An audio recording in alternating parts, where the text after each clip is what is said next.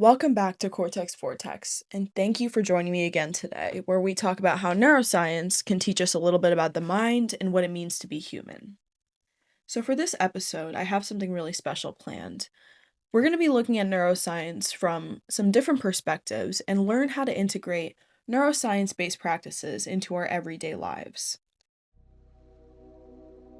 So today, I'm here with Venerable Youmin, who is a Chinese Buddhist monastic and the abbot of the Cheng Monastery in Carmel, New York. He teaches meditation and Buddhist practice in a grounded, everyday way for people from many backgrounds to understand and practice. He also has academic training in Buddhist studies with doctoral level research focusing on Yogacara and classical Buddhist theories of the mind and cognition. His work bridges textual studies with lived practice, and he's especially interested in how mindfulness, emotion, and embodied awareness can be understood through both Buddhist training and contemporary psychology. So, without further ado, let's step into the vortex. So, in our modern world, we're bombarded with distractions, especially with technology and the way that things are changing. And most of us have really lost our ability to stay present because we're searching for distractions and whatnot. And one thing we can do is obviously limit how much we're engaging with those distractions. But from my understanding, mindfulness and meditation can also be used to bring us back to the present moment. So, what is mindfulness? This is a great question. Well, first of all, for what we are teaching here at Chuang Monastery, we realize that not just America, but from where I'm from, Malaysia, we are facing the same problem. Wherever we go, people are like with too much relying on a cell phone, like spend hours and hours scrolling, and just couldn't get rid of it. So problem like anxiety, depression, and all these kind of things becoming more and more like we are more aware of it, right? Well, in the last time we didn't even think about these terms. Like these days, become like everybody's words. Whenever people feel uncomfortable, say, "Oh, I have anxiety," I'm depressed. Like, really? But to some extent, definitely, we are all facing the crisis here. So mindfulness is what we teach here, and throughout these years, when we teach mindfulness and we practice together, we find that it becomes such a practical and easy to grab and also very efficient way to deal with, as you said, the loss of attention and becoming more depressed. Okay, so what is mindfulness? In a nutshell, mindfulness means that to be mindful, to come back to the present and to be able to see what's going on the level of the body and the mind. So the mindfulness is very interesting is because it came from the Pali word sati. Sati has actually two meanings. The first one we just mentioned is to be present, is to be here, right? And the second meaning is actually to remember. It's something to do with memory. Right? So when you think about it, let's look at the context of how Buddhist monks were trained, especially in Thailand, when many young novice monks who were in their teenagers, they became ordained. And what they did, like most of the time that day, was they memorized texts. So this was a very traditional way of training young monks. We memorized all the texts they could. So sati here becomes a very important, I would say, skill that we need to remember such vast amount of text.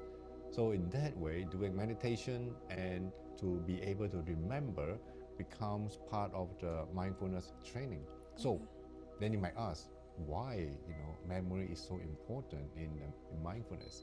Because in a practical way, mindfulness asks us to be present, right? But our mind plays trick on us, right? It tends to forget. Oh, we see something interesting, our mind was caught, right? Oh, then we follow. We forgot the present. We went back to the past. We thought about what happened, and then, the next moment we're thinking about the future. Oh, where am I going? What am I going to eat for lunch, right? is road condition fine because I'm going to drive to Chuang Monastery. You know, we do all the planning all the time. It's either in the past or in the future. We forgot that we are living here at the present. So memory in terms of mindfulness here is a way to remind us again and again. Don't be afraid if we lose ourselves in our mind. Come back to the present, feel the body, and to see or to know what is going on in our mind. So that is a very, I would say, fundamental understanding of mindfulness. Okay. So when we think about mindfulness, I feel like a lot of people, I mean, through media and stuff, it's kind of turned into a buzzword where people don't really know what it means because everyone's saying different things all the time. Yeah. But from my understanding, we think about it like we do meditation for mindfulness, but is mindfulness something that we can cultivate in like a every day-to-day moment? Definitely. When I talk about meditation, meditation is a very broad term. Right? What is meditation?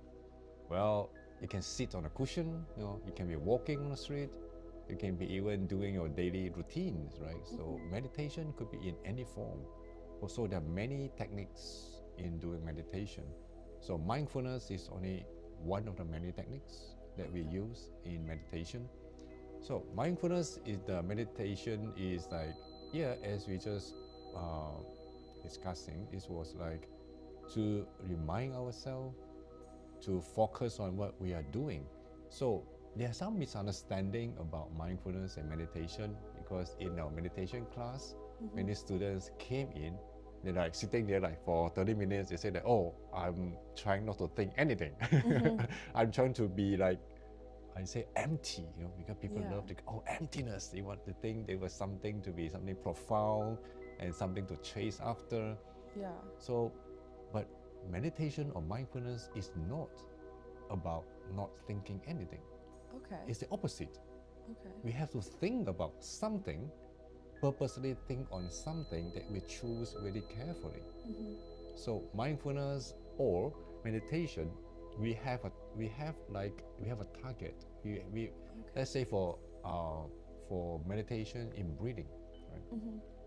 So when we're sitting there, we are focusing on the breathing. When we breathe in and we breathe out, we're focusing on a specific area in front of your nostril, and then you try to fully embrace the sensation and to know when the air comes in and leaves your body, how does that feel? How your body changes when you breathe in and breathe out. So all these are the subject of meditation. It's not like sitting there doing nothing, But actually it's hard work. You need to really focus on one thing and one thing at a time. So more than emptiness, it's like focus. It's focus. You really focus on one thing that we choose. But of course, you say, oh, can I focus on something else? Like, am I watching a series of like a drama, right? We are very focusing, right? But that is doesn't not count, right? that doesn't work because why in Buddhism meditation we choose breathing as the subject of focus is because breathing is the only mechanism in our body that links our mind and our body. It works in between. That is the most direct linkage between the body and the mind. Well, you can focus on anything, but these are just focusing, and we don't call that meditation because it doesn't calm your mind and it doesn't slow your thoughts. And you're watching a drama, you're like passively chasing after the, whatever happening in the movie, right? So that is actually making your mind, scattering. And also, I feel like it's with meditation, when you're focusing on your breathing, you're focusing on something that you're in control of and something that comes from you. But when you're focusing on like a TV show or something, it's completely external. In control, that's the point. They're controlling how you're feeling, really. But meditation, especially sitting and doing the breathing meditation, is you are in control. You actively knowing where you want to put your attention, and then you stay on it. So you have full control on it. So you have to stay on that. So that takes effort. So earlier you were talking about like anxiety and depression and how mindfulness can help with that. Yeah. I kind of had this thought process that maybe part of what's very helpful about mindfulness is that it allows us to realize that we have the power to make ourselves feel better, and that it gives us a little bit of agency even when we're not really doing anything per se. We realize that in hard situations and stuff we can pick ourselves up without needing external help. Yes. So in your advice, when people are going through tough situations, how can they use mindfulness to allow them to feel more in control, not in control, but allow them to be able to handle situations better? Well, first, there are certain ways. I mean, there are several most common methods that we use in mindfulness or meditation. First is sitting, right? Sitting, and then you count your breath, you watch your breath.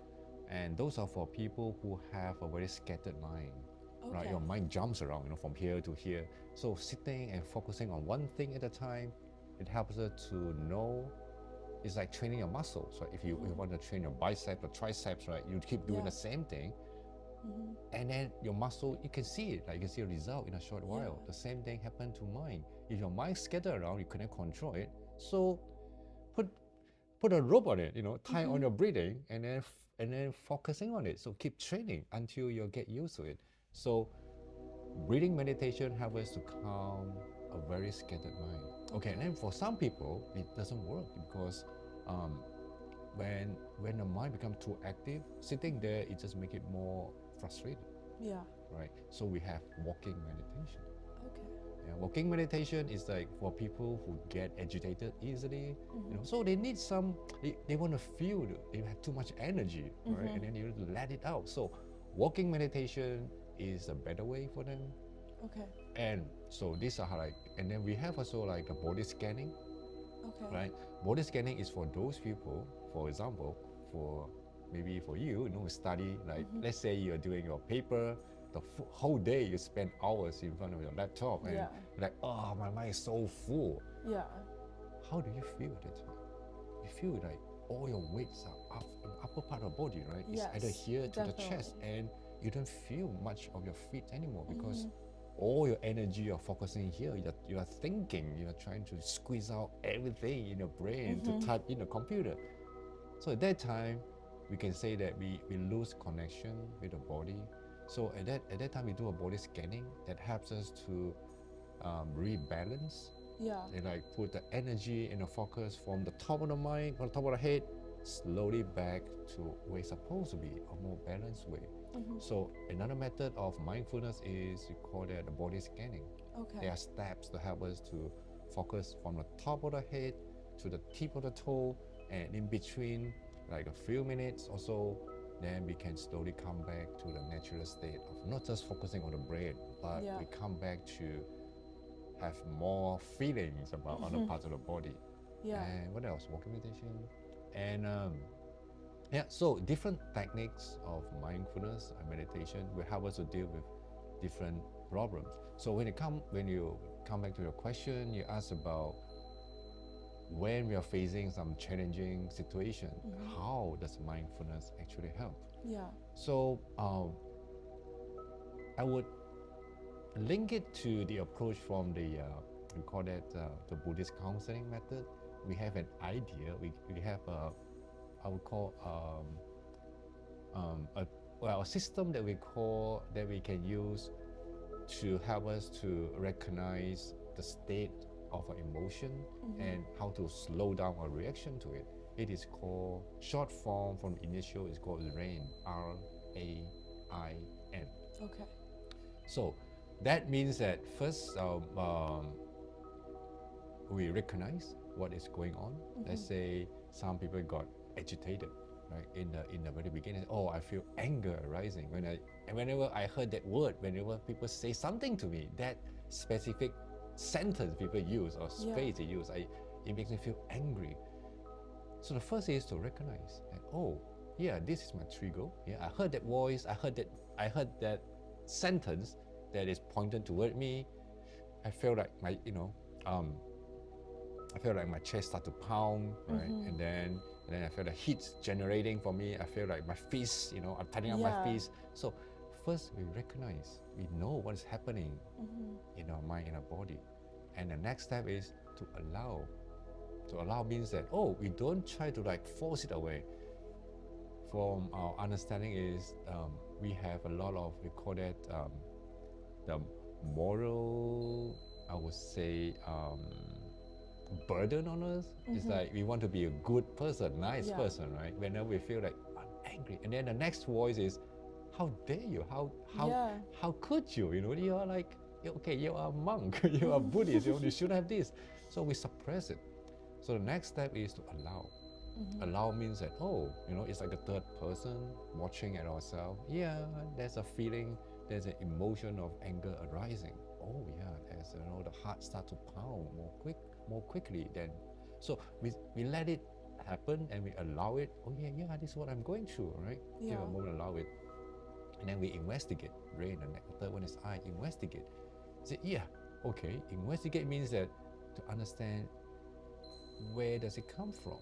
You know, is it the word itself? Is it my interpretation, or is it because I don't like that person, or is it because of my past, you know, experience with that person always give me the same feeling?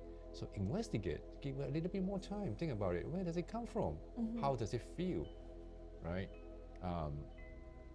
And then after we do that, then we start to think about what is the best reaction to that. Okay. You know. So, but all these steps. Think about it, all these steps will require us to be focused on one thing at a time, right? We are not trying not to be too much carried away by the strong emotions. Yeah. So all this come back to mindfulness. Each step will require us to be mindful. Mindful means that to be able to recognize what's going on in the body, what's going on in the mind, and then be able to think a little bit more logically, and think about where it come from. Is it my own imagination? You know, so all this will require us to have certain, I would say, capability to steer away from the strong emotion, the influence of strong emotion, and come back to a more, I would say, sensible person who can think, who can see. So mindfulness play a role here. And then we have steps, right? If we say the rain, give it the steps on how to do it. But mindfulness is like the ability we have to actually help us to detach from that influence of strong emotion. Yeah. Okay. So we had spoken about this last time, and you've kind of talked about it a little bit, but I think a big emphasis that mindfulness and meditation brings us to is the connection between like the mind and the body is a big thing. So when we have really intense emotions, we see it in the body even before we can necessarily recognize it. Exactly. So how can we use like the one-way connection of being able to recognize that we have these feelings in our body that are equating to emotions to help us overcome these emotions or understand them better? Now, overcoming the emotion, I would say that's always a second step. Okay. So the first step we do is always to recognize what's going on in our body. I mean, based on experience, we know that whenever we feel agitated, the next thing is we say something without even think. Without even thinking, like, oh, you know, it's a way to react to it. So we are reacting to the stimuli. Like we are not really giving we are not responding. We are reacting. Okay. So the difference here is that in mindfulness we always emphasize on how we respond. That is more important than how we react to it. But of course, we would say that responding is wiser, right? If we thought about it before we say anything, if we do anything. But actually, how we do that. So that's why meditation comes into this big picture here. Meditation is like training your muscles, but we are training the mind. But we are training how the neurons connect to each other, right? Yeah.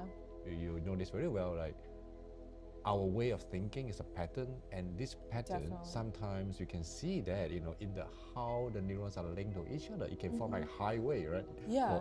For angry person, it's always go to the straight highway. Yeah. Angry, react, right? And then so that is the way. So mindfulness helps us to break this kind of routine. Is by remapping it, right? Instead of going straight into this highway of reacting, we go like Switzerland. We can like go around a little bit and give it a little bit more time, and in between, and then you remind us about some of the Buddhist teachings. Compassion, wisdom, and how to be more compassionate about other people. The other people, is it what they really mean? Maybe they mean something else. So we are kind of like rerouting how the brain networks and will give us kind of thoughts. So mindfulness does exactly that: slow down and make us not to follow the same pattern again and again. So this system of thinking is very well explained in Yogacara. That was what I was studying. So what is Yogacara? Yogacara, I would explain it in terms of a Buddhist psychology.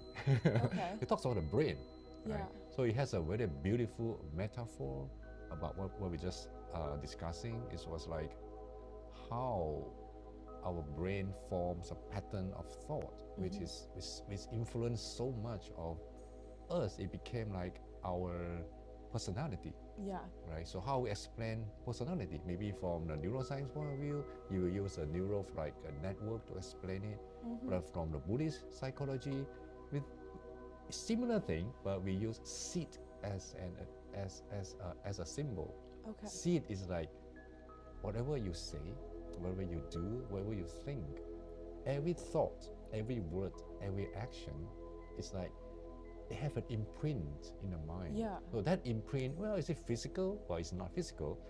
But to make people understand easily, Buddhists use a metaphor. It's like a seed, right? Seed of different color, different shape, different nature. Every time you say something good, let's say, and you plant maybe a red seed, right? If you say something harsh, hurting people, you might plant a black seed.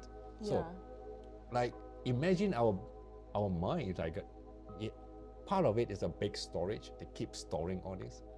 So all our daily experiences come from that storage of seed. It depends on which one comes up. The seed keep ripening one at a time. So imagine that if we store a lot of black seeds in it, gonna have a negative view. What are the chances that we have negative thoughts all the time? So what's the way of doing it? Well, you can't really get rid of it because it's already there, right? So what you do is we keep planting another kind of seed, the red one, keep adding it, until the chances of the of the black one coming out is less because we have more red seeds. So this is a metaphor we use in Buddhist practice and how to actually transform the mind from a more hostile personality to a more compassionate person. You can see people change after they do spiritual practice for a while. You can see even from the face, they look calmer, their eyes look a bit more compassionate. And they ask why, what's happening? So Buddhists, we use this pool of seeds as a metaphor. But I'm sure in neuroscience, you might explain it by, you were recircuiting. Yes, So it's beautiful. In neuroscience, there's a term, it's called neuroplasticity. Neuroplasticity, yes. So like, if you think about the paths that your neurons that fire together wire together, so it turns into like a path. And so the paths that are well walked, so paths that you exercise a lot, become even more well walked. And so usually in a situation your mind is going to go on the well walked path. But you have the ability, in recent findings, that people used to think that the adult mind was fixed and that you couldn't change it, and these circuits were the way that they were, but now it's known that things can be rewired. So people can choose to make a different decision at a crossroads. When they would usually take the well walked path, they can take a different path, and it might be a positive path. And if they take that path more and more, they will have better outcomes and maybe have better not negative thoughts. Exactly. So that is the whole point of doing spiritual practice, Yeah. right?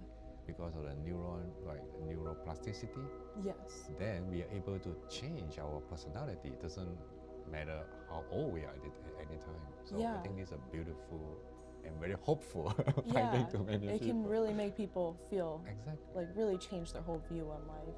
Yeah. You know, even people with depression and anxiety can potentially change their thoughts to be more positive and become happier people. Yeah. So, so last time I spoke to you, you told me that we were talking about like the body, the mind connection.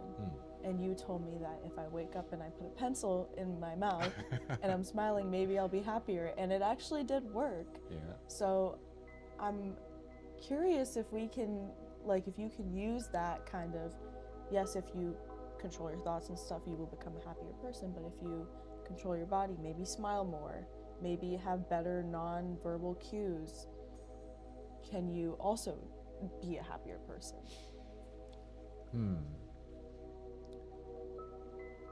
What do you mean by to be a happier person, right? I mean, this is a very big question as well. So we have many students who came here, right, in the beginning of the retreat. You can tell from the face that so much stress and too much pressure at work, and they come here looking for happiness, right? Then we ask them, so what is happiness for you, right? Is it something that you want to chase after, something that you want to really input into your mind?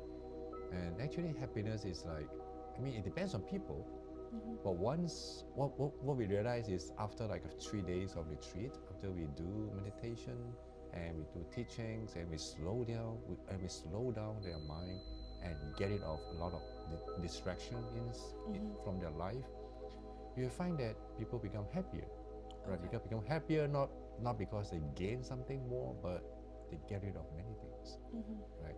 All the distractions and the ability to come back to focus on what's going on the body, to reconnect with the body, to the self, to with other people, with the nature. So that will bring us a lot of happiness. So it's about the body and the mind. Yeah. Right. I would say that in Buddhist training, we actually traditionally we emphasize a lot more on the mind because we believe that the mind, whatever we do, whatever we say, it comes from we have a thought first, right? It comes from the mind first before we act. But if you look at the practice of we call it the 4 foundation of mindfulness, we have 4 parts. First one is a mindfulness on the body, and then the second part is a mindfulness on feelings, and then the third part is a mindfulness on the mind, and the last part, the mind means thoughts, right, or the thinking, and the last part is a mindfulness on the true nature of reality. So impermanence, something that impermanence, non-self, this kind of Buddhist teachings. Yes. It's interesting to notice that even though we thought, right, traditionally we emphasize so much on the thinking, like the mind itself, but look at how the 4 pillars of mindfulness. The first one is the body. Why? We always start from the body. So as I say, the body scanning is a very important technique we use before we begin any meditation session. So why body scanning? Right? Why not just sit down and relax and think about something nice? Why not the mind, but the body? So this is so many meditators and many people, especially from a Chinese background, we tend to not emphasize on the body too much, but actually in the traditional Buddhist training, the body plays the same role as the mind. So you need to really to see your body as it is, like to feel it, because it connects so much to how to be present. Right? You cannot be present by just imagining, right? If you be present, you have to be on the floor. You have to be grounded. You feel you're here. You feel your breath. So that is the grounded. That is how we feel grounded. So body and mind, it's interesting that they they are influencing each other at the same amount. So last time when we were talking to, we were mentioning about, if you feel depressed or you feel like really low in energy, change your position, right? Stand up, right? Don't sit on the chair whole day. Sit up, take a walk, and go and touch a tree, hug a tree. It's a forest. Actually works. It's a forest therapy, right? Yeah. Hug a tree, but so why? So we are using the body, the environment to influence influence our emotions, right? And how our thoughts are being generated. So that's why, sometimes when you feel like, when you feel tired and you're stressed out, you can feel like your face is tight.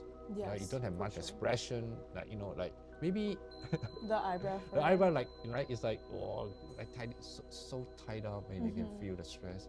So by giving yourself a little bit of massage, and then even do the Japan thing, it actually, the body will make the body to know that it's time to relax. You know? And that in turns will help our mind to know that it's time to relax. So this way,